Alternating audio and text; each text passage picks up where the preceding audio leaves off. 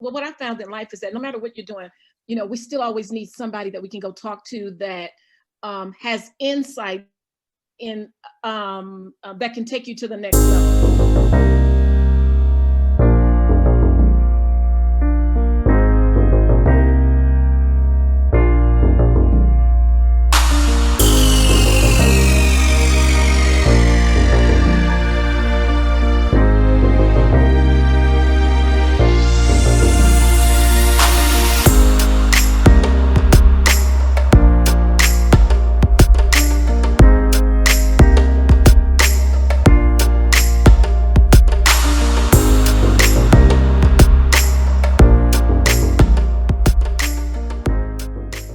But thank you, Yeah. thank you, thank you. And this is going to be exciting because we're approaching it as a conversation. As I mentioned before, is that to hear people be transparent, to be honest, to be candid, to be real. It, to me, is just it's like such a gift because again, we're all on a journey, whether it's business journey or personal journey, and just to know how people navigate through that is just really, really empowering. Yeah. So, without further ado, I want to introduce Miss Anna Jackson, who is the co-founder of P&A Scholars Beauty Schools, and how I say how she takes those funds and those that profits and parlay them into real estate and has built a real estate empire as a result of it. And then it's really fascinating. Again, I think every parent's dream is to build a company and to have their children's, take it over, have it the legacy. And she has successfully done that. So we're going to have the pleasure of meeting her, two beautiful young children, and how they've taken over the business and how that happened. Because sometimes it doesn't happen the way we think it's going to happen, but how it actually did happen. So, Anna, Yes. let's start with your story. All right, what's your story? Okay. Well, actually, I got into business and I felt it was by accident. I didn't grow up saying I wanted to be in business. I didn't go to school for business. In the beginning, my whole thing was, I actually wanted to be a singer. Oh, sing.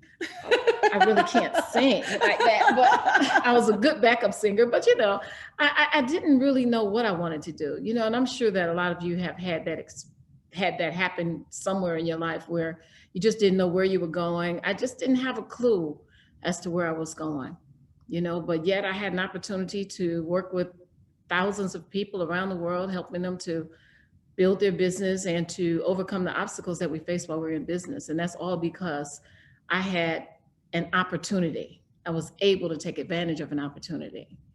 And just to tell you a little bit about the story, here I was, 24 years of age, 9 months pregnant with my second child. And when I was let go from my job. Now, I was also attending beauty school at the time. And shortly afterwards, my husband, he had gotten laid off of his job. And through that, just imagine, we didn't have a clue as to what we were going to do. I don't know if you ever thought about what it would be like if you just, suddenly didn't know what was going to happen with your finances. But that's what happened to us. So imagine us sitting on this big green couch, look like a jungle couch, and we've got the newspaper just spread out, and we're going through the classified ads line by line, trying to find a job that we could both qualify for. Now, to tell you the truth, we were willing to take minimum wage because of the fact we had minimal skills. So you think about it, we didn't have any backup plan. But what we found was that it was so many other people that were looking for those same jobs, a lot of them, so it was hard to get those jobs. And we ended up resorting to welfare. And although I can say that I appreciate the fact that we have a system in place to be able to help you in times like these, the one thing that I didn't like or didn't want to happen was to be limited in what I can and cannot do. I was told if you do this, you can't do that. If you have this, they're going to take away that. And I mean, we have those circumstances even now in life, but I just didn't like that. And I'll never forget leaving my caseworker's office one day. feeling miserable, numb. I mean, just frustrated. I felt like, I was of no value. I felt like I was at the lowest point in my life. And I remember that was the trigger that caused me to say, we got to start our own business. Now, all I can say is at the time I said that, I didn't have a clue as to what that would be. You ever think I want to do something, but I just don't know what? I don't know what skills I have. I don't know where I'm going with it, but I need to do something. Well, that's where I was at. I didn't know where I was going to go. I didn't have a clue. I was attending beauty school. And just before that, I worked in a hospital and I was a tray girl. And as a tray girl, I was the one that would bring you your lunch or your dinner, and I was proud of that job,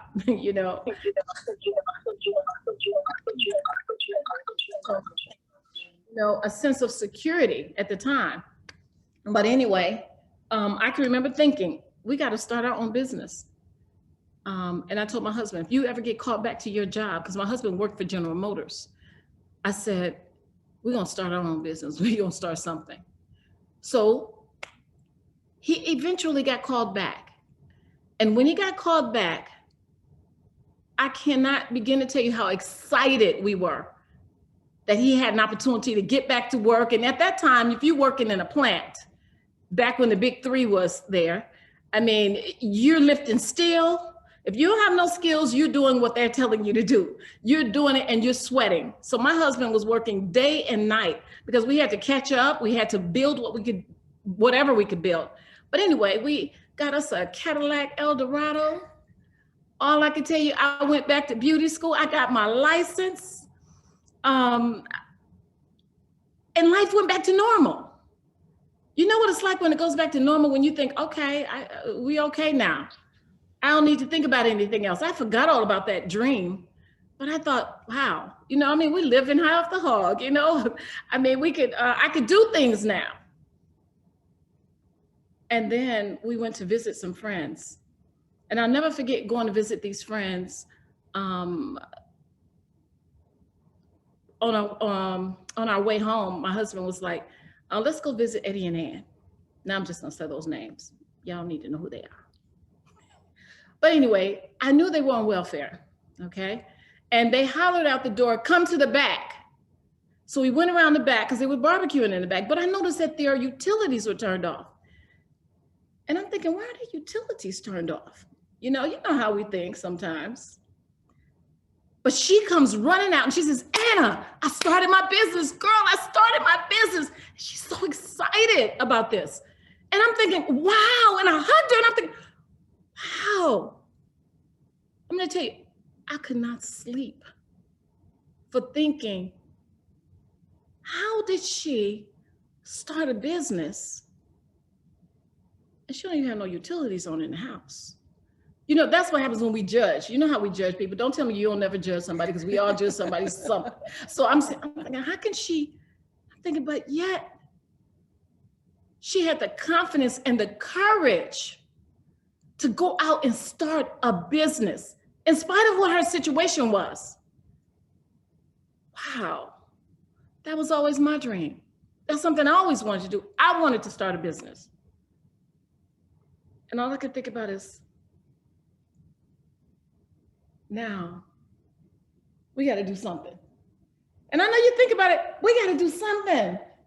And I'm going to tell you, I slept many nights. I mean, have you ever had those times when you wake up in the middle of the night and you're thinking, that's it.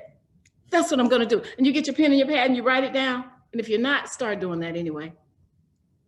But I woke up this morning and I told my husband, I said, listen, I know what it is. We're getting ready to open up a beauty salon. Now, remember, I went on and got my license. I was working in a salon. I was making money. And I'm going to tell you, in our business, we made money. I said, okay, it's a salon. We're going to open up a salon. So I put the word out. Hey, we're getting ready to open up a beauty salon. Anybody know anybody with a building? And to tell you the truth, my friend that told me that she's starting her business, I knew nobody that owned their own business. And I said, well, how do you start a business? She said, girl, all you need is the first month, last month rent. All you need, you can get started. I'm like, really?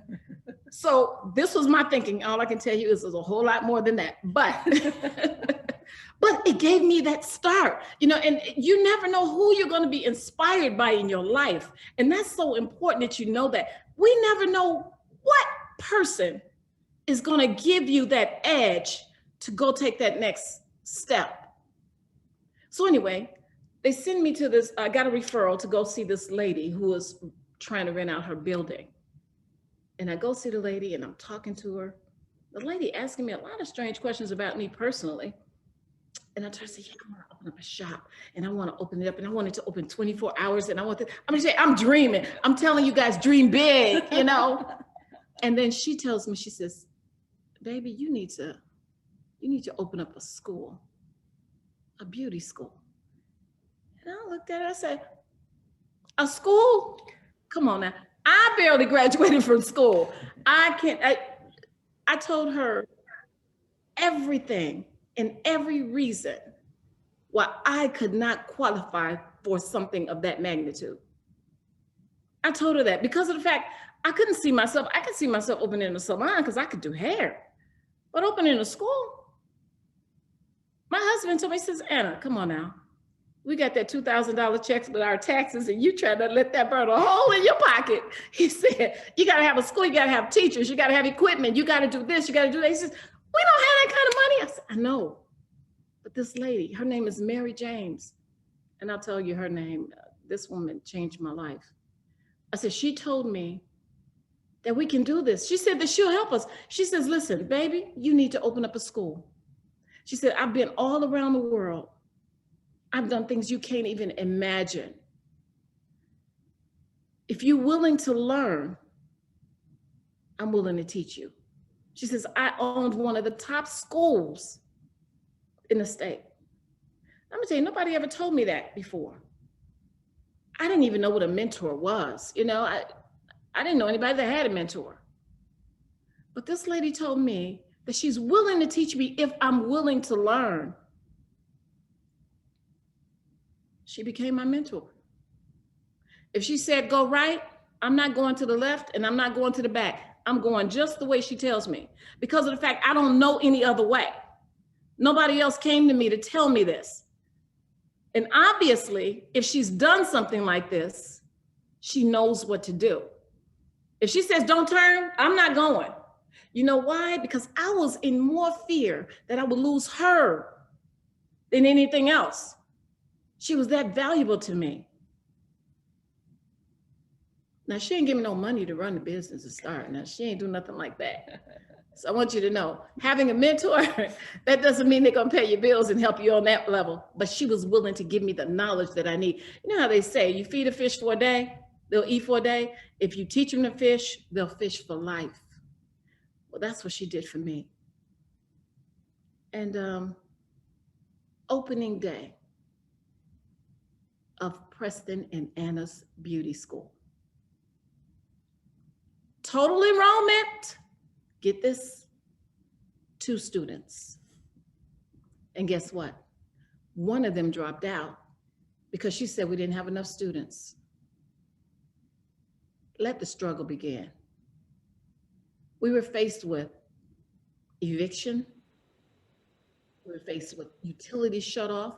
Our car was repossessed. You know that Eldorado I was telling you about? Where art thou? I can't even, if I had enough time to tell you the story about that, oh my goodness, it's in the book though, it's in the book. But our car got taken. We were forced to buy a $200 hoopty. Now I know most of y'all don't know nothing about what a hoopty is, but it was a Volare. I don't know if you ever know what that is. But that was the name of the car, look it up. But this particular car had a pink door and a blue hood. And we had to have a clothes hanger to tie down the hood to keep it from bobbing. Now I'm gonna tell you, people talk about a struggle, now come on now. But it got us from point A to point B.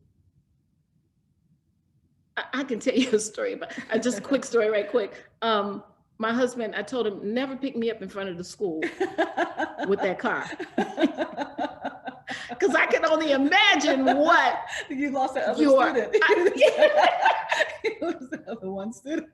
and I'm saying we gradually got another one here and another student there, but I'm just saying, I told them, don't pick me up in front of the school because I don't want them to look at this car and think that's who we are. You know, just imagine. So he would always pick me up down the street.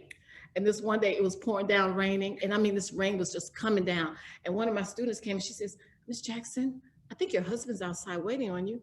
And I thought, where? She says, out front. You know, it's raining. And all I could think in the back of my mind was, oh, they saw him. Oh, and I didn't tell you, the door was taped shut on the right side. So as I'm leaving out of the school, I leave out, and then I go into the driver's side. I have to crawl over to get into that seat. And when I get in the seat, I'm crying. Why did you pick me up in front of the school? He says, trying to keep you from getting I wet. didn't want you to get wet. And I'm thinking, I'm furious because I'm like, what's going on with our lives? You know, but I didn't want to tell him too much because I didn't want him to be discouraged. Or, yeah. But at the same time, I'm crying because this was one of the days I just kind of let loose. And I'm like, why is this happening? I hate this raggedy car. The windshield wipers. It was barely working. I'm telling you, on the other side, it was barely working. And I'm looking at the raindrops, big raindrops coming down, and he gets on the freeway, and the car stops in the middle of the freeway. You know, I'm like, okay, so you said let the struggle begin. The struggle began. I'm telling you, we walk out, we have to go up the ramp, get up the ramp on the freeway. All I could say is, all I could remember was being in total gratitude when that car was running. Because after that, I had to start taking a bus. But anyway, so me and my husband, we start to reaching out for help. You know, that's what you do when you are struggling, because he was working to double time, triple time, whatever, but it still wasn't enough to pay the 2 house notes or the 2 notes, the lights, the gas, and all the rest of the stuff. So anyway, our stuff was getting shut off, and it was cut off every now and then. You know, we juggling. So we reach out for help, and we had become the laughing stock. And when I say we became the laughing stock, people were saying things like, Preston and Anna, who would even listen to them? They opened a school. Who would go to their school? What do they know about running a business, you know? And one of my family members even told me, they said, Anna, listen, Mama told me that you lost your car. Your utilities are being shut off and you're facing eviction. Come on. Are you losing your mind? You got 2 children. And what I want you to know is that I know that they told me that out of their heart because they really wanted to help me. And anytime somebody is telling you that, it's because it's out of love. And I know that. And they told me, said, listen, I'm willing to help you. If you're willing to shut down that building, I'm willing to come in and help you get back on your feet, but I'm not sinking my money in that bottomless pit. All I could think about was, shut down. I can't. We've come too far.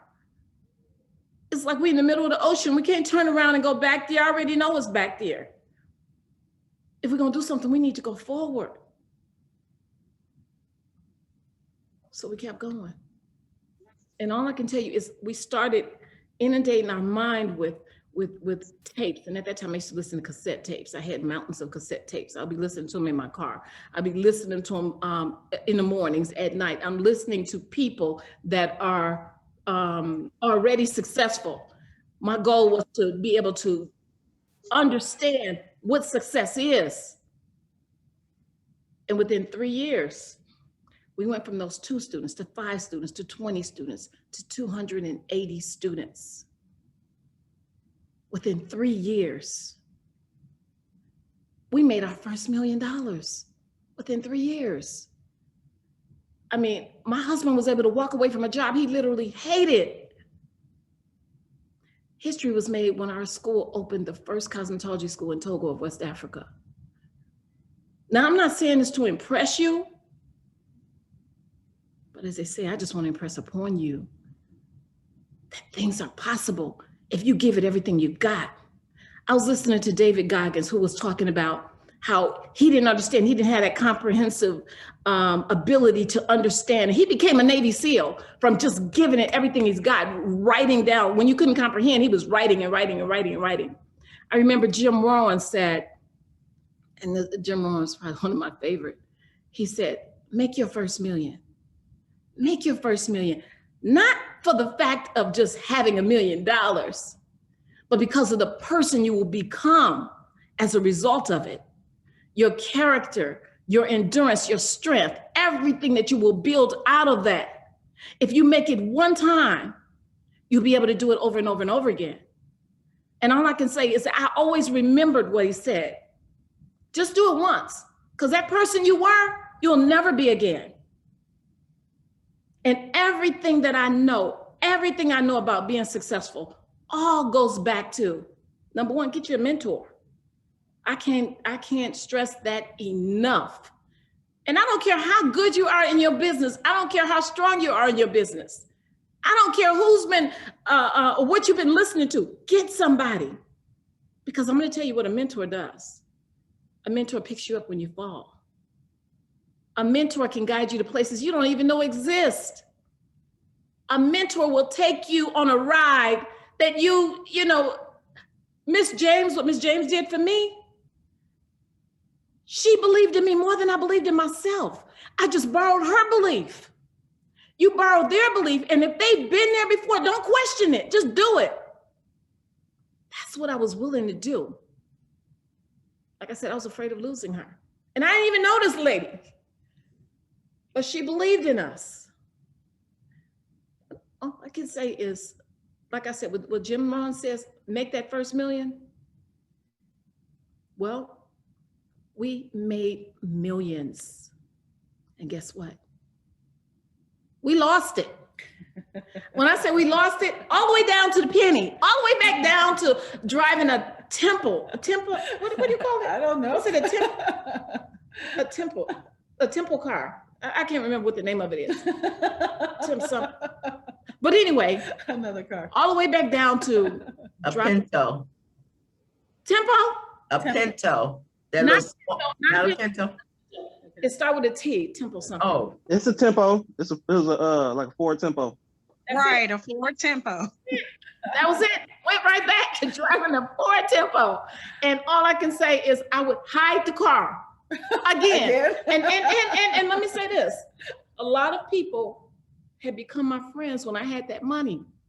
Remember that song, God bless the child that's got his own, but when the money is gone, all that spending ends. Well, that's what happened. You know, we lost the money, didn't have anything. Life just took a turn for us. Do you want to do a quick reason why you lost the money? Yeah. Just tell us quickly how it lost, because I mean, these things will happen, whether it's for your, you know, whether you do or don't, things will happen. Okay. And that's happened to all of us at certain points. Okay, so when we lost the money, I'm living with my husband on his Social Security because my husband ended up having a stroke. Everything was gone. And one day, okay, and my kids always grew up having everything that they wanted, everything that they needed. But the one thing I never learned was financial literacy. And that was one of the reasons why the money got away from us. And I know that that's what happens when people win the lottery. You don't know, you don't know. So my son calls me one day, he's in college. I couldn't even send him $20. He calls me and says, Mom, let's start our business again. And I'm like, we can't start our business, we don't have any money. And he says, Mom, remember when you told us, when you started the school, you didn't have nothing. Do you remember what you told us happened, how you did that? That's why it's so important. Tell your kids your stories. And but you don't understand. He says, Mom, let's go back. He says, look, let's start the school back. And I said, there's new technology out now. There's new things. I don't understand the things that people are doing now. There's been years now. I don't know if I can do that. He says, we'll help you. He says, Mom, me and Kia, we got some college background. I'll drop out of college right now and come home. I said, no, you're not dropping out of college. You know how every mother says, you're not dropping out of no college. He says, Mom, I'm going to come home and I'm going to help you with dad, because my husband had a stroke. My son came home. My daughter and him put the plan together of what we were going to do together. We put together a plan because I started thinking about it. I said, wow, he's right. I'm not the person I was when I started. When I started, I didn't have any contacts. When I started, I didn't have a mentor to begin with. I didn't know anything about the business, the industries, or the different things, but I studied them when I was going through it. And I just remembered, I said, and I'm good at that. I'm good. We can go back. I start getting excited all over again. I start imagining what could happen. Wow. So we had our meeting and we talked about it. My son and daughter, they worked like, I told them, I said, one thing I want you to do is I want you to listen to everything I said. I did like Ms. James said. Because if you listen to what I say, it's a possibility you may not have to work again in your life or your children's life. But you got to listen, be willing. And I mean, we all had faith. We all had faith in what we were doing, and we worked diligently. And within 3 years, we were in 5 years, school. My say is, if it's something you really want, you go after it with everything you got. Go after it with everything you got, and you just keep going. I don't care who has the most education out there. I don't care who has the most this, the most that. The most important thing is if it's something you want, you'll learn it. That's how we got there. That's how you got there. That's what we did. That's what we did. And if we work as a team. As Lakia, and you make it sound easy, but Lakia and and Preston, if we can cue them up, I'd like to hear what they have to say about their experience, what they saw from their eyes, because as parents, we're doing, like she says, share your stories. You get your kids involved in your business, let them know something about it, whether they want to or not. They don't even have to take it over. But my children were really involved in my real estate when I was doing that, because of the fact that you want to give them the options. You want them to see the work ethics. You want them to see the trials and the tribulations. Don't hide anything from them. Be transparent with them so they know what to expect when they get out there alone and on their own. And they're willing to do it. And they don't mind doing it because they know what it takes. But let me say this. We didn't just have the one school. We were able to expand to several schools. I think it was like 7 schools that we were running at the same time. But all I can say is that these kids, I mean, if you have kids that you really want to get started in a business, get them started with what you know right now. If you got 5 years of education in it, 10 years of education in whatever it is you're doing, teach them what you know and tell them your stories. That's what's going to make it important. And that's what they're going to pull them, because they had went and worked for different companies. And so they realized what that was like, working for corporate jobs or working for, the man, so to speak. And they knew where that was going to end up. They could see where that they'd end up with either just maybe a pay raise, maybe, the gold watch or whatever point, but they wanted to have control of it themselves. And then where's Preston? And so then they want to be able to make sure that you give them that financial security and that option. Yeah. So good morning, young lady. Good morning, beautiful woman. How are you? Morning. How are you? I'm well, thank you. How are you? Good, thank you. Good morning. Where's your brother? I'm here. Now, steps. All right, so they happen to be on vacay as we speak. So from your perspective, and maybe you can bring Preston up as well. From your perspective, as a child, as a young child, what did you see? Because we wonder what our kids see. Like, we wonder if they hear us crying at night, whether they see that we're stressed. Now, what did you see from your mom and your dad when they were building their businesses? I think I didn't realize what I was seeing until I became an adult and experienced different things. But definitely the thing that was most appealing to me, what my parents did, was to have time freedom.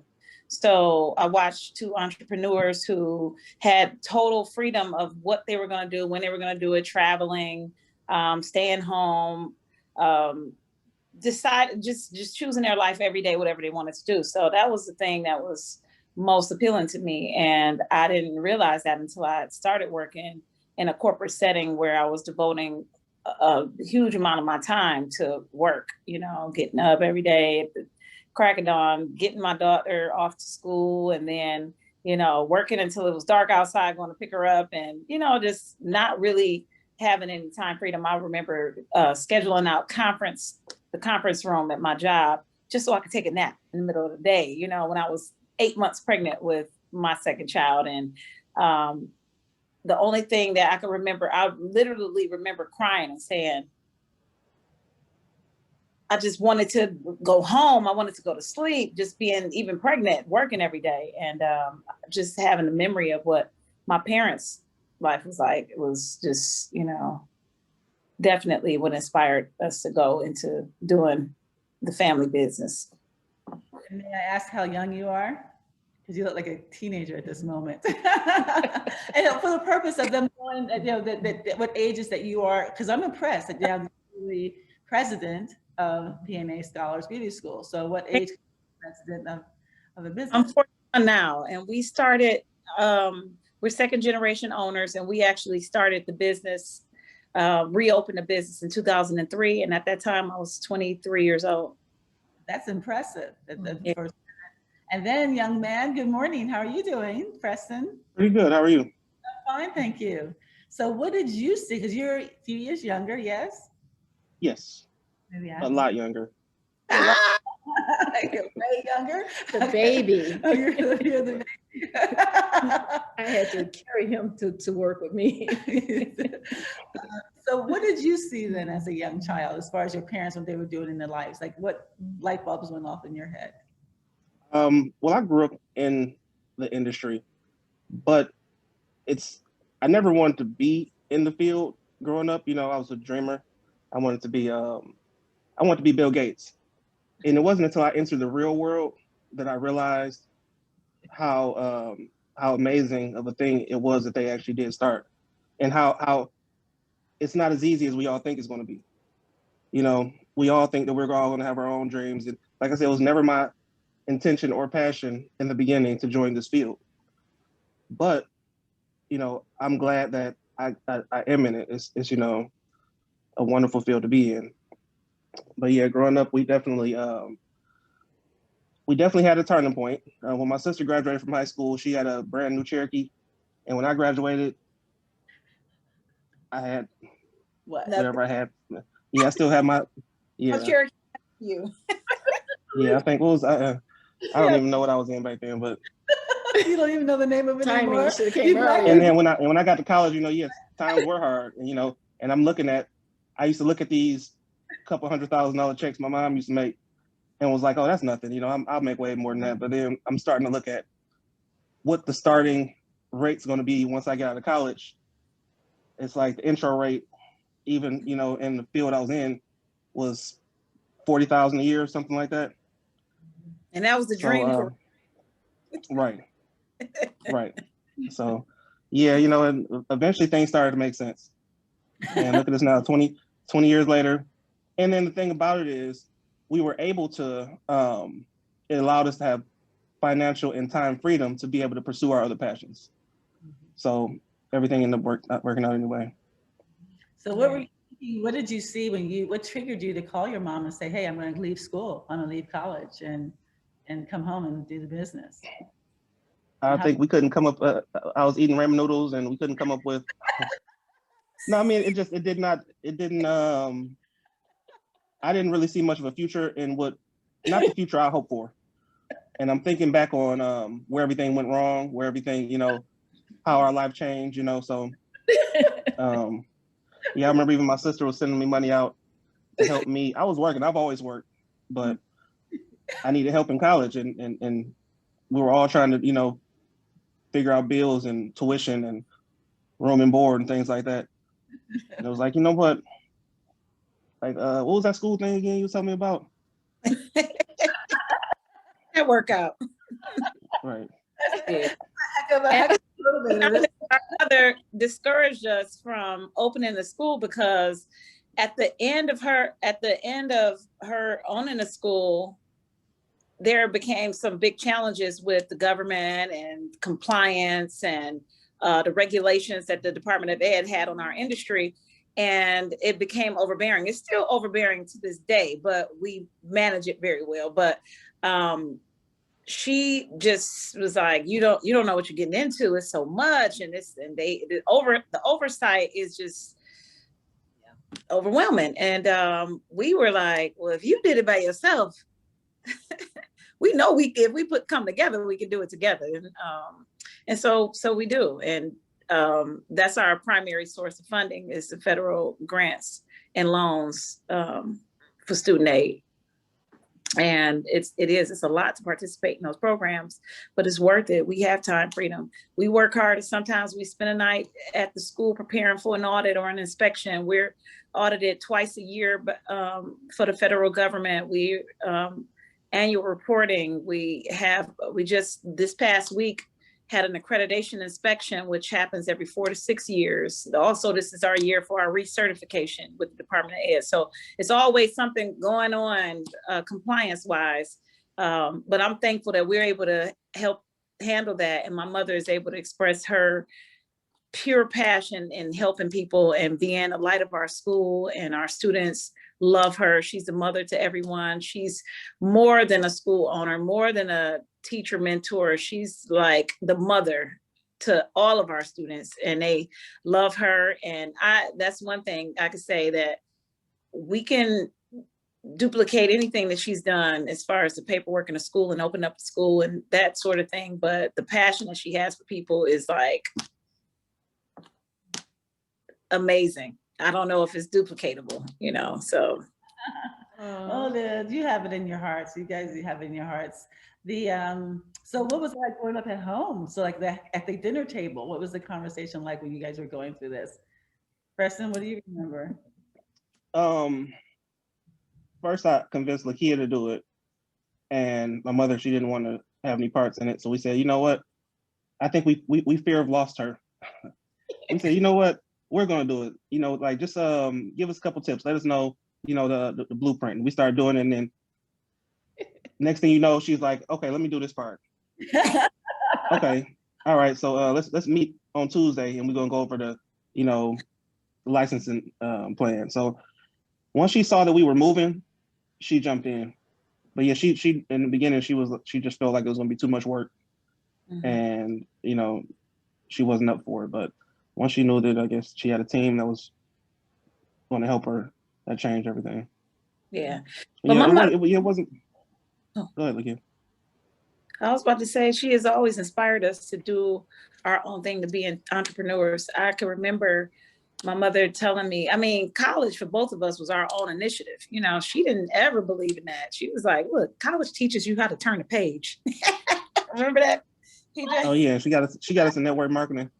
So that changed our whole perspective on like jobs and money.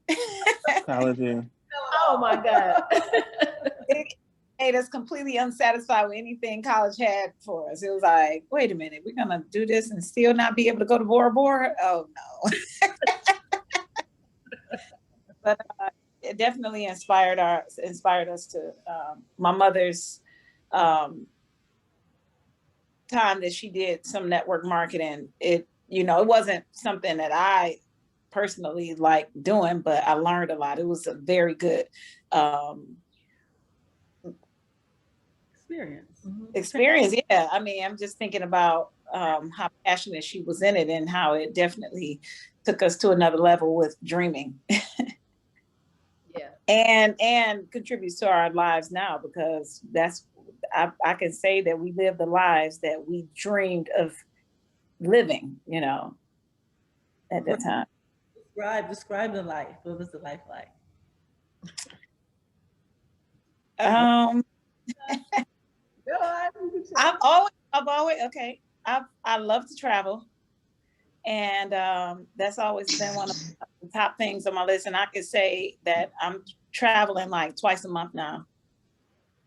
To exotic places as well. Yeah. That type. Yeah. And what about your Preston? What was your dream life? Literally, what's the dream life as far as the house and the cars and the travel and the whatever, the parties or whatever it is? Like, you guys live. Well, I think the only thing that we all want to do was to be able to do whatever we want to do and not have money be an issue. And that's one thing that I can say, that we don't have any issues. It's not like something we have to think about, worry about, and discuss. We don't have to have the best of everything. We just want to make sure that things that we do need and want, we're available to do. So yeah, we all enjoy traveling. We travel a lot. We've never really been big on cars and things like that. You know, I mean, that wasn't a main part of the goal, but we have been able to, you know, get the cars we have wanted though.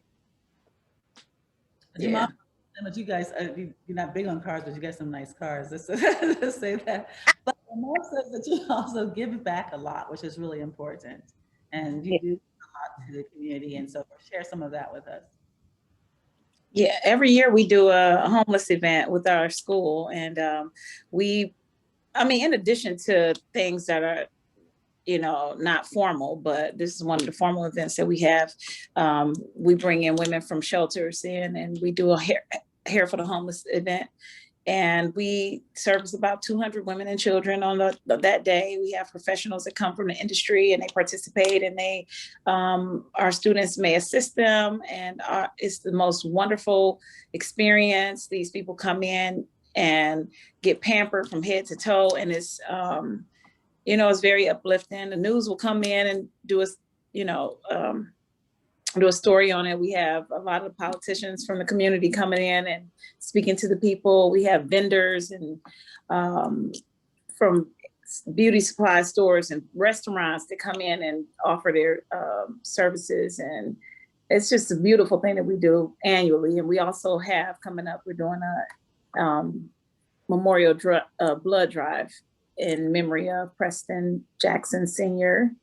And that's going to be in May at the school, and the public, as well as our students and clients, will be able to come in and give blood. We had our father passed on October 1st of 2020, and his experience with having to have a lot of blood transfusions inspired us to want to do something to give back to that. What about some of the other things you're saying? Well, one thing that I wanted to bring up was, like, when we were in Africa, I just want to say, success is nothing until you can give back and not look for anything in return, to a degree. I can remember going to Africa and being able to ship over containers of supplies and equipment, and to be able to teach with people that have not even ever had that opportunity when we opened that school. But, I thought success was, having money, having a good car, being able to travel, do a lot, which is still good things too. But when you can give and money is not the issue, there's nothing like it. Being able to give the course, we gave the course away to hundreds of students in Africa, and we flew over to teach. The amount that it would cost us to teach, to fly over there and come back, and to just, and the students, the appreciation for it, So I'm saying, build a business, learn what you have to do, build a legacy, find a charitable way to give back, and That makes a difference. just be appreciative. But so some people say, well, I don't need that much, I don't need that much, or I'm good. I make enough. I can pay all my bills and so forth. I say, hey, that's fantastic. That's great. But now what can you do for others? That's okay? right. Make some for others then. That's right. So if you got the ability to keep going and you got the health and the knowledge to be able to do some things that people can't do, then why don't you do it for them? If you're good, then do it for them. And another thing though, I remember, I'm going to call Preston and Lakia back on this about, is that you said at the dinner table, was it Thanksgiving dinner table, a dinner table where you'd want to recreate that meeting or that type of thing? And that's when they talk about me. They Say that I've always wanted to meet about something because I'm always business. I'm always talking about business. At the dinner table. Yeah. And then they said, what, Mom, can we? Yeah, can we not talk about business at Thanksgiving, at Christmas, that's Every just, house. Pardon? No, I was praying. Yes, we were like, Mom, can this today not be about P&A? It's hard. It is hard. Because I'll leave it. I'll be like, we can't talk about P&A. Okay, just one thing though. We have a quick meeting. Well, the thing is that because not only just getting you involved in the business, but also it's just about the family. You know, keeping the family. People say, okay, families can't work together, just like people can say couples can't work together or sisters can't work together. Well, you guys, I mean, work together. I've been around you guys a lot, and you have so much family time that you spend together, like traveling together and doing things together. You're very, very close knit, and yet you have this amazing business that you're still going. I mean, you're the president, and Preston's the vice president, and she's the CEO. So, you know, we hear the nice and how much fun it is. So just share like one story, like when it gets touchy, you know, when in as far as, I don't know, you're trying to think of something like this, something like the story, the challenges, the victories, and the secrets to success. So some of those challenges of working together as a family. What should people that want to bring their kids into their business, what should they be prepared for? Or what should they do or not do? Well, we are very trusting of each other, and we literally share money. Like, all have access to the same account for, you know, and that's sometimes challenging because, you know, in each one of our own situations, is my money, for Preston is his money, for my mom it's her money, and we all spend it how we see fit, you know. And so that can be challenging. Did have to get to a point where we had to define some guidelines on spending and appropriateness and things like that for our accounts, because it's very informal, you know, it happens. So I think that's one of the challenges that we have had, but we've resolved those ever since we put it all in Preston's hands. So now he's in charge of the money. So Preston, having challenges with that? No, because now I'm the only one that knows what's going on with the money. Like I said, I make twice as much as they do. Because you take on such a heavy lifting, right? I'm like, hey, let's have a budget meeting. Everybody's like, no, it's okay. Whatever you think is fine. I'm like, all right, time for a raise. It's true. I don't know about you making twice as much as us now. Come on, we may have to have a budget meeting after this call. Yeah. Well, the thing is that also too is that you talk about that part of it, but also I was looking at this in my mind. Here, say something. I was gonna say that we do have accountants that basically keep us in check, so we make sure that we don't go overboard, you know. So, yeah. But the good thing is also too is that you are invested in real estate. So let's go into that. So you've taken some of your profits, so you don't spend everything. And I mean, Kia, how many properties had you have, and you know, Preston, how many properties you have, and so you both of you have, you know, had access and have built real estate portfolios. So share a little bit about that, because that's what we're transitioning for. Anna did it, and how many properties do you have? Yeah, but let me say this one thing that I was really adamant about after I came out of that slump was that we all, you know, you all have to buy assets. You buy assets to pay for your liabilities. Do not ever put yourself in a position where you're totally depending on your business to take care of you. So if your assets are taken care of, your business is the bonus. But the thing about it is, whatever you have, you always have. You want to buy a new car, get you a new asset to take care of that. You want a house, a large house, then buy more assets to do that. You know, I mean, we don't never know what's going to happen. You know, things come and go all the time. Nothing is here forever. But the most important thing is that you buy some assets to be able to run anything that you got to. That way, you don't put all your eggs in one basket. So that's really important. And like I said, it was important to me to make sure that the school is secure by bringing other people in place that take on us, you know, because we know that we don't know everything. So having professionals involved in doing what we do is really important. We even hire professionals to be able to help us in other things. Like, for instance, I've hired Miss Desiree as one of my professional coaches that basically helps me in areas that are beyond what I do. Because, you know, you can't know it all. You can't do it all. So we do have professionals, and that's really important no matter where you are in your business, to be able to parlay everything that you have. Don't think that it costs too much for this, it costs too much. Well, what is it costing you not to have it? What is it costing you not to be at the next level of where you need to be? You know, so that's important. And we have our business meetings on what it is that we need to do to be able to excel. And our goal is to continue to expand and to excel and to not play cheap. So, you know, like they say, you get what you pay for.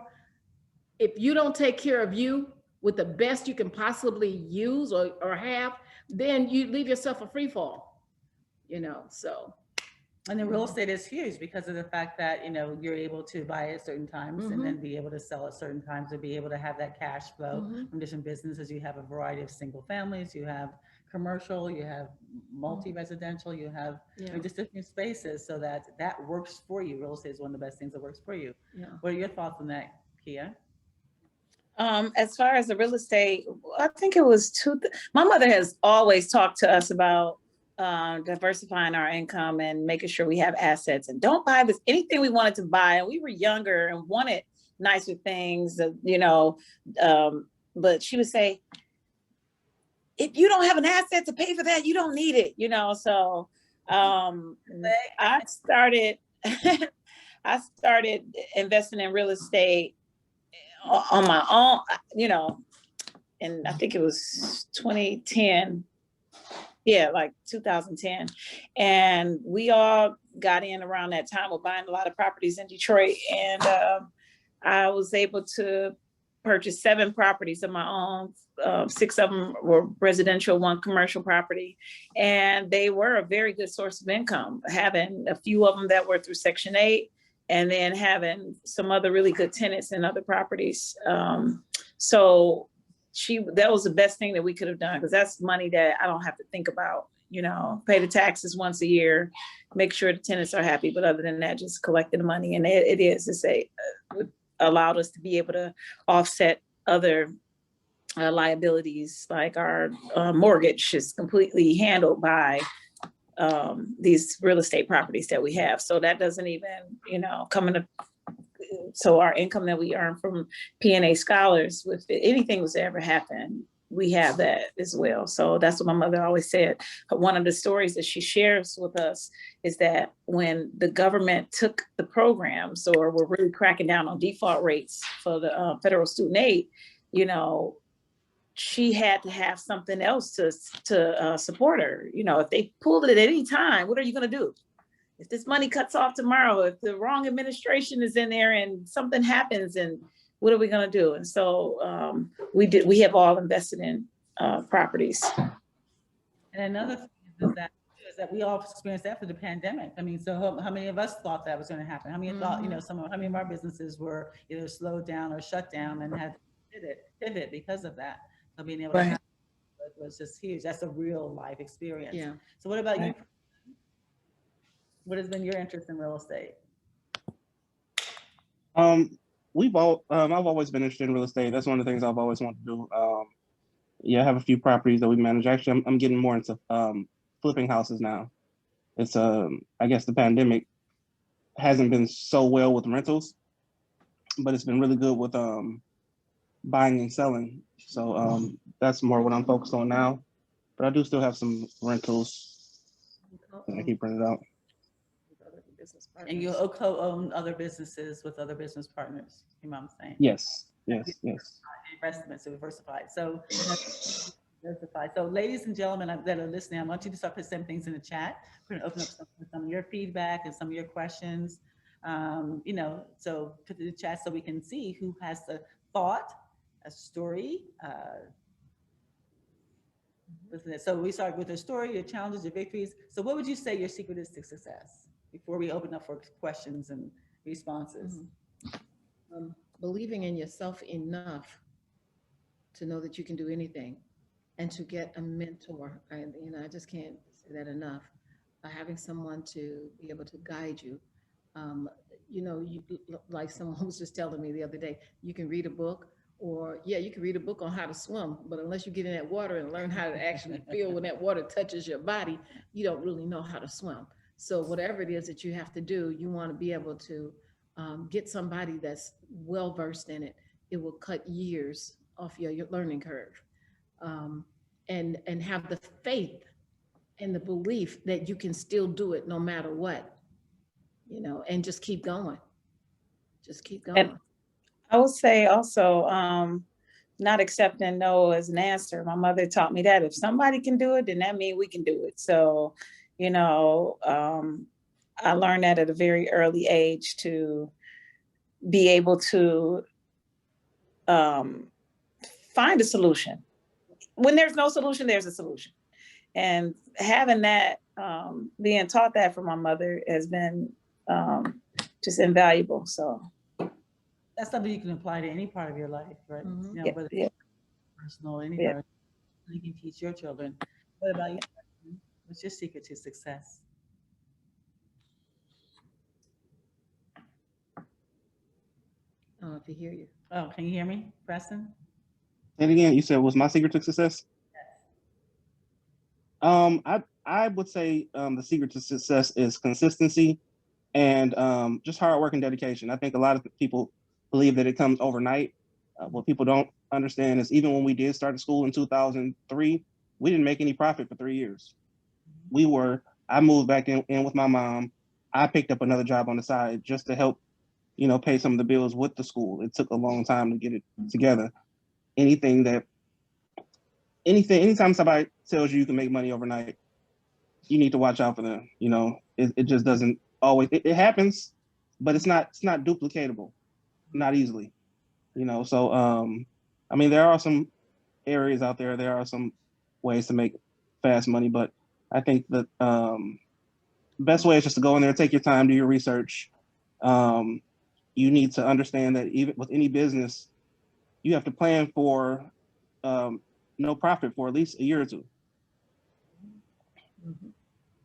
Be prepared to it. And the thing is that your mother practices what she preaches. I mean, she's not only worked with me as a coach, but she's brought some of the ladies here on this call. I mean, groups of women to California for us to coach, and they've received the value. She's received the value, and that's like having someone. It's just like having a map. Okay, you can find your way from here, from Detroit to California, one way or the other, or you can have a map that has the freeway and it can go a direct way. So you can take the time to either invest in someone who's doing or can take you where you want to go, or you can just waste the time trying to figure it out on your own. It's one way or the other. I got a perfect example. Perfect example. She's got a perfect example. Share your perfect example. Okay, and I'm not going to go along with this. Okay. Okay, but no, my it's just like if you buy a piece of real estate and you know that real estate, if it sits there, you're not gonna make no money off of it, And I can remember talking to Lakia and Preston about a piece of real estate. And I said, every month that we let that sit, you don't make any money. How many months are we gonna let this property sit and not make a dime on it? Same thing with getting a coach, a mentor. You can either sit back here and say, okay, I know what I need to do, but you're not doing it. I know where to go, but you're not going there. I know all the pieces, but you're not doing it. You know people that just do a lot of talk and say, I know what to do. I know it all. They know it all. So a month without making that move to do what we do, we're cutting ourselves short. You're not making any money. You're not gonna make none this month. You won't make it 6 months. You won't make it a year from now. If you don't think about, how can I cut that learning curve? Go on and do it, knock it out now. If it costs me $2,000, $3,000, $4,000 to do it, if I can do it and get on a small payment plan and get it done right now, and I'm just telling you, and I'm saying maybe it might not be good. I don't know who you can get to do it, but I'm just saying, if you can get somebody and somebody say, okay, listen, I'm gonna give you a small payment plan, but let's get started. Let's get started. Okay, you're getting down 1 month, 2 months. In month 3, you're running. You're running. If you're not running with what you have to do right now, and you keep saying, I'm going to do this, then what are you doing? And that's where we are. That's what happens in our lives. And that's what I find happen in so many people's businesses. People will say, I'm going to do it. But what is it costing you not? If you could have got it started in 3 months and you're starting to make $5,000 a month, $10,000 a month in 3 months, well, just think that's $5,000 you made January, February, and March. So if you don't know it, that's 15,000 you lost. You get it? I mean, just run the numbers. Look at what you're worth. Look at where you know you need to be. And that's the secret to success. Giving it everything that you got. Like I said, find somebody that knows it better than you and get started. Get started. That's what I have to So, say. absolutely, get started. Okay, so Nomi had a question or had one to raise, had her hand raised. And again, feel free to raise your hand if you have something to say, and Dawn will bring you on because I know this. I would love your feedback. Again, this is your conversation. Hi, good morning. Are you ready? Yes, Yes, good morning. And I just want to thank Anna and Preston and Keel, one of the best podcasts or Zoom calls I've been on.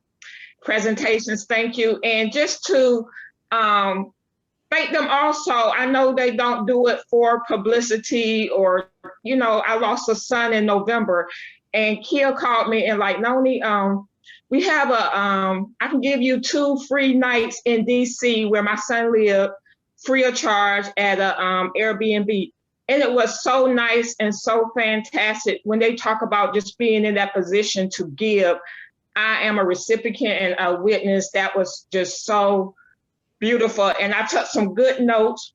Now I'm an inspiring author. I'm an author. I have a book on Barnes & Noble and Amazon. And I really taken in to get the mentor. Now Maya Angelou is in the with the ancestors, so I need to find someone else. So, but I am taking it all in. Preston Jr. don't happen overnight. Patient and planning and giving it all I have. So this is just so inspirational, and I just want to let you know that you are making an impact. Thank you so much. Thank you for sharing. I love Thank you. you, Noni. Love you too. All right, anyone else? Let's any questions for Preston or for Lakia or for Anna? This is your chance. Let's pick their brains. And Dawn's handling this. So whoever has their hand raised or whoever has something in the chat, we'll let them in. Because you're not reading the chat. Or Dawn, do you want to read the chat? We just want to keep it. Can you hear us? Let's see, Regina Baker. Yeah, Regina Baker. We'll let her in. Regina, you're on. Hi, how are you? Hi, Anna. Hi, Regina. Hi. Anna, you've been a mentor to me since we first met. I am a home inspector. My background is in HR and staffing, but my business had pivoted. But I wanted to ask you and your son and daughter, so nice to meet you. Your mom has talked about you so much, so it's nice to put a name with a face. But my question, just as a person in real estate, as an inspector, and think about how you guys have had to pivot your business, due to COVID. And it's like, I've been doing inspections so long, and I listen to Preston saying, hey, rentals aren't as good as they used to be. I just wanted to know, how have you pivoted your business, and any suggestions that I might take on, I know, Anna, you and I talked about some projects, but just the COVID has really changed things. Yeah. I just wanted to know your thoughts. Did you want to?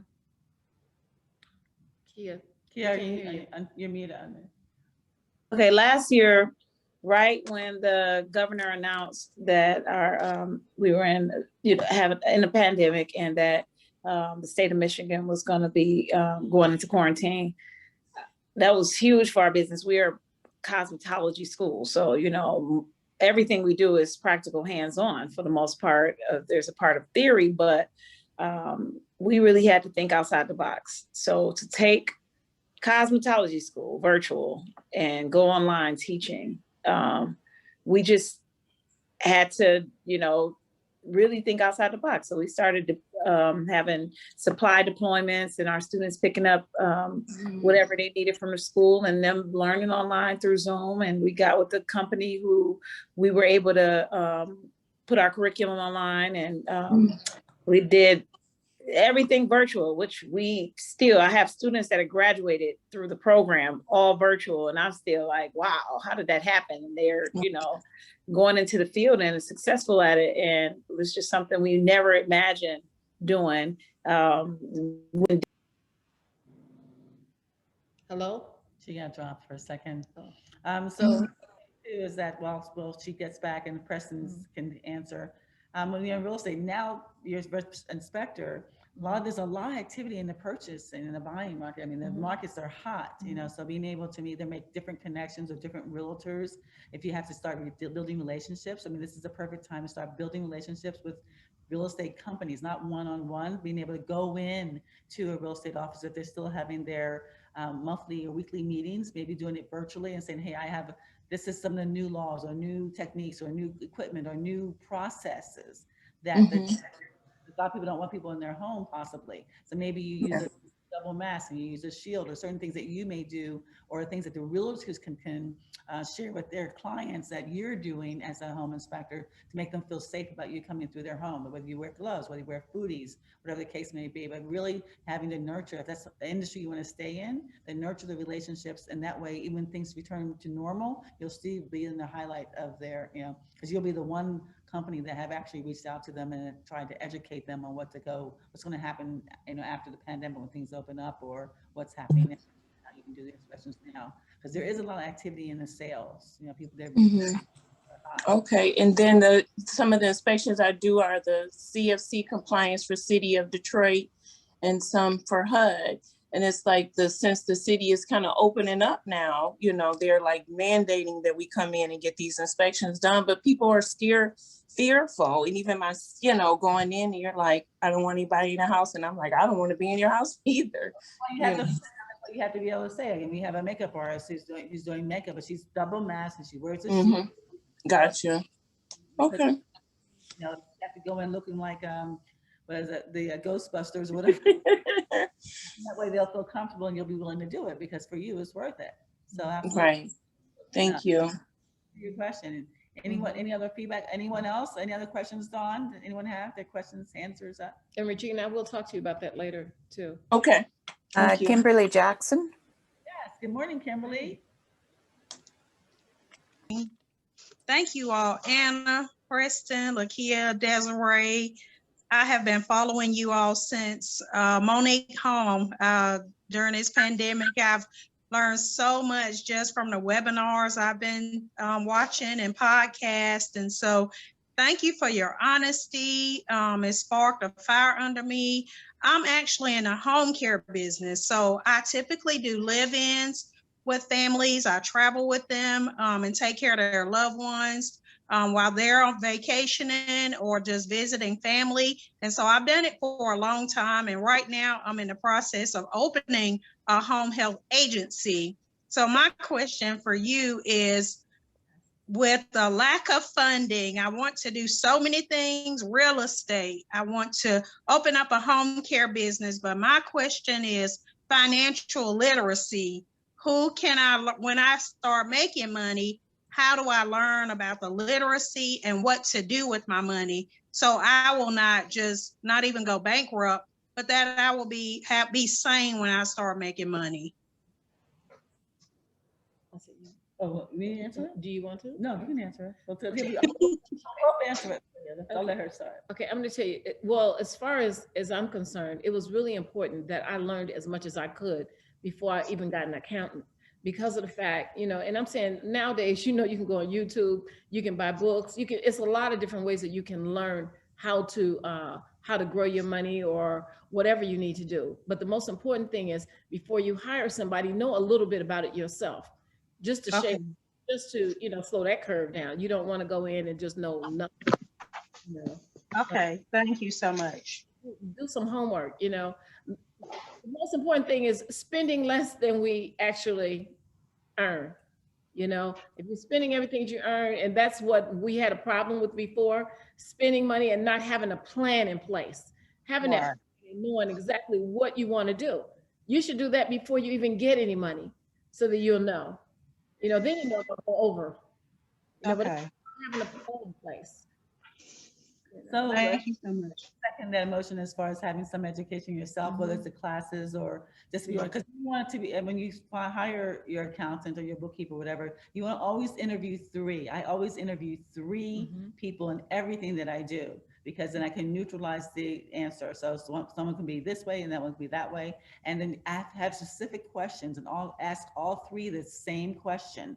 Like, you know, again, how often, how whatever the questions are for your business. How do I put money in reserves? How do I do my payroll, or how do I pay my taxes? Just see how willing they are to share, inform you, as opposed to just trying to do it. Some people, they'll say, I suggest that you do this for this reason, because you want to know why they're suggesting that. Or some people say, I suggest you do this. Well, that's not a person that's going to be good for you, because you want someone that's going to educate you along, that's going to be transparent with you. So interview like 3 people and then decide the one that you work with the best. Then put together a fund.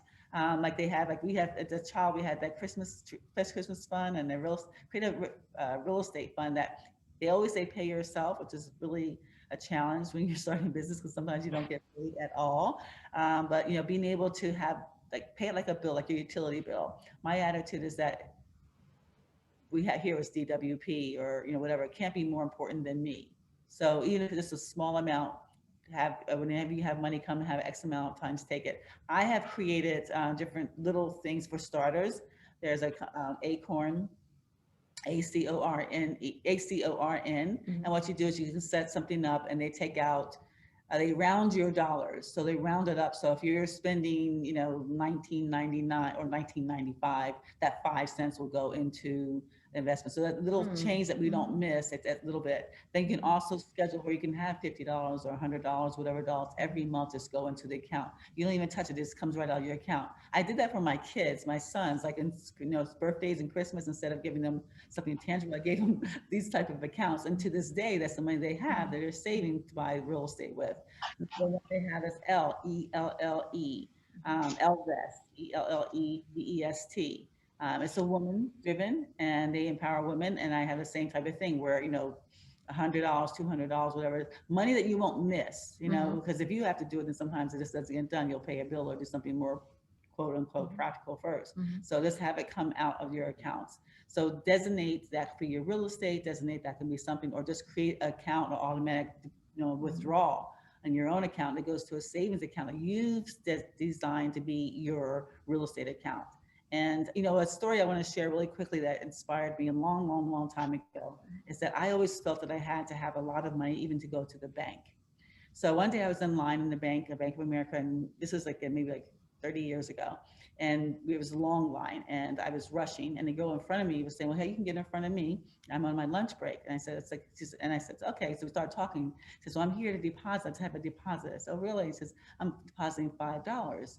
And I'm saying, it's okay. So you took your lunch break. You're standing in line at Bank of America to deposit $5 into your bank account. And yeah, I'm saving to buy a house. And so, I would have never thought that putting $5 in the bank is going to get me to anywhere clear to a California home, where the median price is like $500,000, $600,000, $700,000, even though the price is different then. But the fact that she, on her lunch break, she would go into the bank and she would deposit $5 into that bank account. And I never stayed in touch with them, but I'm sure that's the kind of determination that you need, whether it's $5, whether it's $1, whatever it is, it does add up. And then as you take that, you'll be able to parlay it to more and do more. But just make that, put that on your dream board or your vision board, whatever it is, and just make that a must for you. And then keep it for that. And let me say this, Kimberly, we have some people that's a part of our Business Connect also that specialize in finances and teaching you what you need to do to be able to make sure you have money, even in the future. So you might want to kind of inbox me, and I'll give you some references if you'd like, of some people that I've used. But that's very, very important in being able to make sure that you have your finances in check and doing that ahead of time. I sure will. Thank you both so much. Financial planner will help you with that as well. And then do the same thing, but interview 2 or 3 of them. That's what I'm talking about. Yeah, the financial and we've planners. got some on the line now. Yeah. Okay. So yeah, just So interview guys, them. send her a chat. Send it to her in the chat. Okay. Gwen Cannon. Okay. Great. Thank you so much for answering my question. I appreciate it. And any thoughts? Yeah. Yes. Anything, Dawn? That's what Deirdre. Deirdre. Hey, Yay. girl. Hi, how are you? Hello, beautiful ladies. So my question is, I know Anna to be an incredible visionary. And most recently, I've known her to be hands-on. Well, she creates something out of nothing, meaning I've seen her be like a software architect, create a course, online, do stuff that IT people do. But yeah, Anna did it. She may have stayed up all night, but I was just so impressed. So my question is, can you speak to the balance between having a vision and implementing that vision so that you don't water down your time or Well, you know, resources? it's obsession. It's obsession. You know how Lakia and Preston said that I'm always doing something. I'm up at 2 o'clock in the morning, 1 o'clock in the morning, working on something that I really need to work on, because, you know, during that time, you know, and you always find the time that's best for you. I find from 1 o'clock to like 6 o'clock in the morning is the best time for me when I've really got something I got to get done. You know, give me a challenge, I'll try to work through it and get it done. But that's basically, yeah. And I wanted to learn a little bit about the IT part of it, or how to do a website, or how to do different things. And I mean, even at the age I am, I'm still a baby, but I wanted to learn these things so that when we do hire somebody to do it, you know, I just want to know what they're doing. Exactly. So learning terminology and stuff like that. But yeah, Deirdre, I know that's out of my realm, but I need to know. Well, I know that people always say you shouldn't be working in your business, you should be working on your business, but I as well find that I enjoy some of the technology. I don't want to do it, and I'm not really good at it, but I want to know what I want to know what I need to know. Yes. And then that way, as you hire, as you interview, you can get an idea. And also it helped me, especially when you're first starting, it helped me realize how long things should take. And so when you're hiring when you're hiring someone, they can say, oh, I'm going to do this. And so, like doing a website, it's going to take me, 4 months. It's like, no, it takes me 2 days. Good now, point. obviously I don't do the same level that they're going to do it, but it just gives you a value of, a realistically idea of how long something's going to take, and also gives you a realistic value on how much to pay for that. Because I can see when you go into something, say this is really more difficult and really more involved. Like sometimes I can't even understand when people send out an email. Well, it's like really like like 100 steps to send out an email. You got to do the email, you got to do the autoresponder, you got to do the web form, you got to do this. So to know it, you don't have to really be the expert at it, but you should know it so that you have much more patience and much more respect for the person that you're hiring to do it. And you actually know, you can be able to tell the difference between good and bad. You can be able to tell if someone's just blowing smoke in you and say, oh, it takes so long. Because you say, well, if I can do it in this period of time, if I can do it this way, then I know that you as the professional should be able to do it. So you want to do it, but you don't want to stay in that, stay in that. You want to do it just enough and maybe have other people maintain it or whatever. Like some of the things that we're doing, I'm learning programs with Bernard, but he's more of an expert at it than me, but I just want to know what it is and what was involved. So if something should happen, and if you do have to pick up the pieces, you're able to at least struggle your way through it. And it's about control. I remember watching Desiree when she was talking with someone about a job that they were going to do for her. And before she hired him, she wanted to make sure, like she said, that the time was going to be worth the money. So by her knowing what they're doing already, I remember when she said, okay, so you're going to charge me, what will you charge me? Because you've got to put 5 pictures into my format. And I don't know what the person says. So Desiree says, so how long will it take you to put 5 pictures in that format? And basically that made so much sense because it made me think about that. Wow. So how long would it take a person to do that? You're asking them that up front so that somebody is not telling you, well, oh, wow, that's going to cost you $2,000 because I got to put 10. She's like, well, for each one, how long does it take you to upload that and to do that? So if they're saying this, I can do it in a minute. She's like, okay, so what's it going to cost me? But there's a lot of things and a lot of negotiating that you need to learn how to do, and I picked up a lot of great tips from Desiree on that. Yeah, you're good with that, girl. Yeah, definitely. Things that you don't think about, those little intricacies, But you learn it as you go. I mean, I've been an entrepreneur since I was 12 years old. So all my life. I've never worked for anyone. So I've had to negotiate. I've had to find out the best, and I've had to be able to cut corners. I had to be able to watch budgets. I had to be able, there have been moments where I've had nothing but money, but I don't want to spend it recklessly, right? Thank you. Even if I had, if I do have, I don't want to spend it necessarily. I don't want people to take advantage of you. Exactly. That's just something, especially as women, and we want to protect ourselves, but men and women anyway can be susceptible to that. But especially as women, you don't want other people to come in and take advantage of you because you have no knowledge at all, of what it should take or what it would take. Right. So that's a great question. Thank you for asking. Yeah. Any other questions? Let's go. We have a few minutes left before we Okay, so yeah, now this is Amal. I have my hand up. Wow. Yeah, it's me. How you doing, babe? So you know what? I am just blown away by your journey. I didn't take on entrepreneurship until I was in my 60s, actually 70s. Okay. And yeah, and because I love making jewelry. And so I said, well, I can make a business out of this.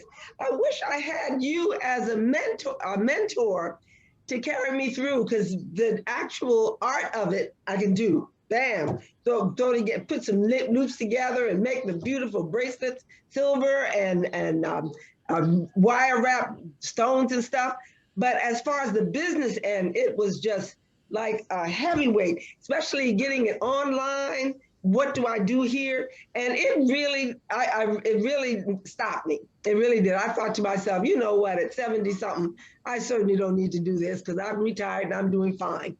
So I wish I had I had you as a mentor, and it's not a should at all, because whatever happened, I'm one who believes everything is in divine order.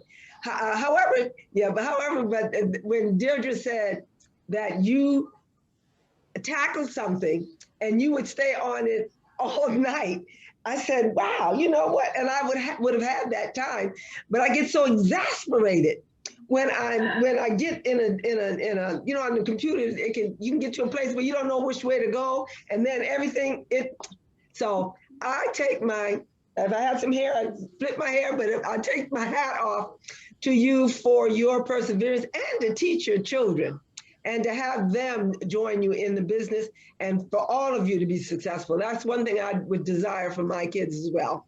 So, and I take my hat off to you, girl. Thank you, Mom. Hey, girl, you're my new shero. Thank you. Thank you. You're beautiful. Thank you. Only reflecting, honey.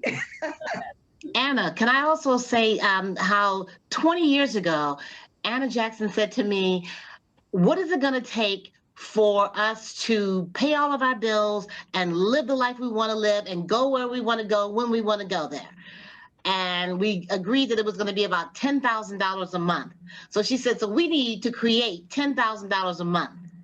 And having a partner or a friend who could challenge you along to help you create that goal was extremely important.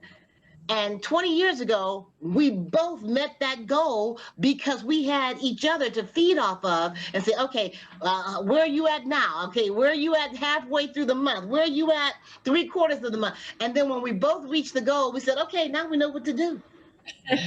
It's always good to have a friend or someone in your life that can challenge you in that way as well. So having a mentor is great, but if you can't get a mentor, you get a friend who is also trying to make something happen in their lives, and you together make that commitment. Desiree and Anna challenge each other all the time, and I don't know where they are at this point, but I can tell you that somebody owes somebody a trip. Constantly, she called you out. No, but yeah, we do. Okay, no, don't say nothing about it. Don't say anything about it. You don't say anything about it. No, but we good. Yeah, no. Thank you. No, but you do. You have because you do it in love. You do it in support. So you have to have an accountability partner, or you have the masterminds when you do it in the masterminds. But absolutely, Kelly, that is like so valuable because it makes the journey more fun. Yeah. You know, when you have someone that you can just say, okay, like, oh, I'm not there yet, or I got $500 in the bank, and you know, whatever it is, to be able to say, well, you need to do this, you need that, because we forget, like the young lady said, life sometimes can overwhelming. There's other things that go on in life besides your business sometimes that you can just kind of like, you know, so you need that accountability partner, that mastermind group that's going to say, hey, where are you at? What do you want to do? Let's do this, let's do that, or bet or challenge or whatever it is to make sure each other gets done. So absolutely. Think about it like the gym, because if you have a partner that goes to the gym with you, you will go more often and both of you will lose the weight. But if you don't have a partner, you got all excuses in the world why one day you're going and the next day you're not. 1 week you're totally in, and then the next month you done forgot that you even paid for the membership. So think of it like that. Accountability is important. Through it, because I'm going to tell you, you know, Desiree has pushed me. You know, I had to say, even her coming over my house, sometimes she's slave drives me. You know, I feel like a Hebrew slave by the time I get to work on her. And everybody knows my level of work. You know, even when we brought our team out to go to her event, I mean, she worked them to 2 o'clock in the morning. But all I can say is just being able to have someone there to tell you to push beyond what you can push. And I'm going to tell you what she had me do was something that I was really putting on hold. You know how sometimes you put stuff on hold and you say, I'm going to write that book later. I'm going to finish that course. I'm going to get it done. But somebody gives you an offer you couldn't refuse. You're going to step outside of everything you got to get it done. And that's what's important about having a friend that's going to be there and push you to that limit, you know? And you're right, Kelly. That's exactly what we did. When we said that $10,000, we said, oh, we need to make 10,000. Then we said 20, then we just moved it up. But I'm just saying, you got to be willing to go through a storm if that's what it takes. And if you don't have somebody in your life that you're doing that with, it's time for you to get somebody in your life that you can do that with. That's it. Yeah. That's right. Thank you. Okay, so Rashonda has her hand up. Rashonda, hey. Hey, Auntie. I'm new to listening to you all and to participating in the webinars. I'm blessed because I noticed 2 things. One, I'm on the right track. You know, we decided to get debt free. We've been free for about 7 years. So that's been a blessing because we have been allowed the freedom to do and to go and to be. But the other part is I just want to say that I appreciate you. I know I said I was going to not call you Aunt Anna publicly, but I appreciate you because your energy has set a spark in me. As we talked about, I had this book and it's just been sitting and it's, and after talking to you, it was like, why is it sitting? And so I want you to know that I'm about 2 weeks away from taking the steps to get it published. So I just appreciate talking to you and having you pour into me so freely that it's not like this is my secret and I'm holding anything back. It's like, I'm going to tell you everything I know and go with it. So I want you to know I appreciate you. And then even since then, I've been asked to have 2 different speaking engagements. And I remember what you said, my positions of things in the room, so that I can get my stories ready and my, just all of the tips you shared. So I really appreciate you. Wonderful. Thank you. Thank you. I look forward to seeing you soon. Yeah. Yes, ma'am. And then the young lady, the iPhone Crystal. Mm-hmm. Yes. Hi, how are you? Hello, Miss Jackson. How are you? Good. How are you? Good. You know what? I had to come on and say something because it's like it's coming full circle to me. I will never forget. I was a young girl. I was a little kid, and my aunt did your taxes, and that name always stuck in my head. Preston and Anna's, Adair County. So Leslie. So then it's just funny how I meet up with another young lady named Kimberly, and she's so fond of you, and she talked about great things about you and how you inspire her, and just a lot of great things about you. And I've had the chance to meet up with you a few times, and you've always been very pleasant, very nice, just very humble person, And then my girlfriend was coming, Kimberly was coming into the shop where I was at, and I was, going into their book. And my girlfriend, Sharon, had met, with her. And somehow, I don't know how it transpired where you and Sharon became, you guys got to know each other. Which Sharon is a very good, that's my big sister, a very good person as well. So anyway, it just seemed like it's just coming full circle. Like when you saying about inspiring people and things of that nature, I'm like, I said, I definitely, listen to your just listen to the webinar and everything. I'm so inspired. And I just like, you know what, this has got to be it. I'm not telling you, you got to be my mentor, but I think you should. But no, it just seemed like it just coming full circle to me. And I'm just like, why is it that God keeps introducing this lady into my life as a little kid, And I've actually met up with you before, and you was very nice to me. I mean, you didn't even know me from a can of paint. I came into your office and I was inquiring about coming to school, for being an instructor. And you was like, okay, no problem. I can get you set up with a schedule, this, that, and the other. I mean, you was like willing to work with me with everything, within your guidelines. And I was just like, wow, this lady, she's so nice. It's just crazy. I said, God is doing this for a reason. He's doing it for, I don't know what it is, but I'm like, he keeps putting me in your life for some odd reason. I know I got a story to tell, and I know I got some good things to offer too, because I think I'm a pretty decent person, So, I just thank you for the webinar, and just thank you for being an inspiration for me and everybody else. That's all. Thank you. Thank you. And inbox me when you get a minute. Absolutely. Okay, ladies and gentlemen, sorry, one more quick story, and then we're going to complete the magazine. There's more that coming ahead of the magazine, and we have some that. And then also remember that if you register, you'll get a copy of the magazine with the interview in it. So that's what you're getting.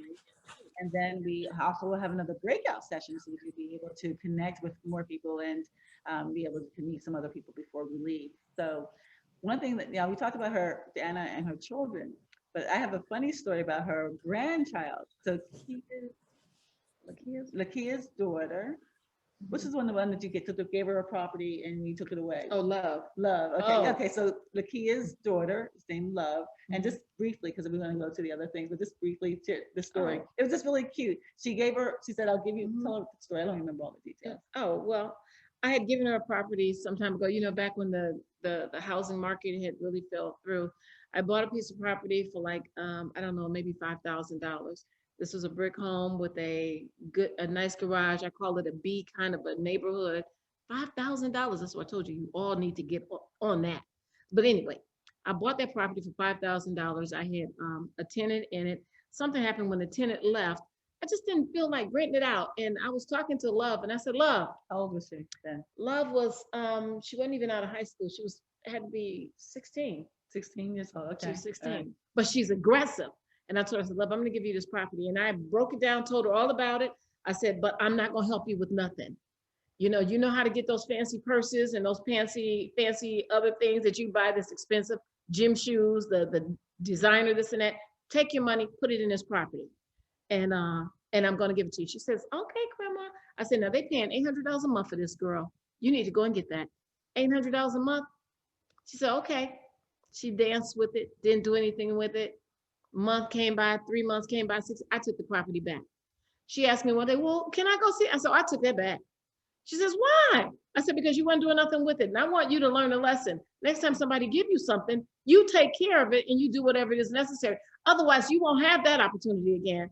So for years, a couple years, she still reflect back on, you gave me that house and you took it back. Yes, I did. I told you when I gave it to you, if you don't do anything with it, I'm not giving it to you. Because and not only did I take it back, within 2 weeks I had it rented out. And I said, I'm not giving my money to you. No, you have to learn, and you have to teach your children the same thing. You can't give them everything. If you give it to them, they will never learn a lesson. So she went a couple years, my nephew, same thing. All I can say is 2 years later, now she really appreciates it. I didn't give her one this time. I'm renting her a building. And with the building that she has now, she's starting her own business. She's doing a fantastic job of getting it set up, and she's not sitting. See, that's what happens when people give you something. They say you pay, you'll pay attention. And that's what's happening now. She's paying, she's doing her own floor, she's doing everything, but she feels good about it in the pride in being able to do it. That's why I said, you learn how to make that $1 million, you'll be able to do it over and over again on your own. Thank you.